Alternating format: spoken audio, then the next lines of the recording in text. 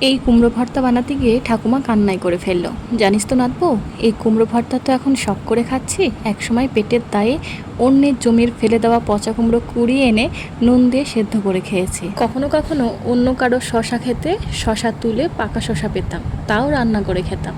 কোনো দিন চালও জোটেনি, ময়দা রান্না করে খেয়েছি। জানিস, বিয়ের পর তোর দাদু এমন ভয়ঙ্কর অ্যাক্সিডেন্ট হয়, তাকে সুস্থ করতে গিয়ে নিজেদের জমি জায়গা সব চলে যায়। তখন তোর বড় জেঠু আমার পেটে কি খাওয়ার কষ্ট যে পেয়েছি। মাছ মাংস তো জোটেনি।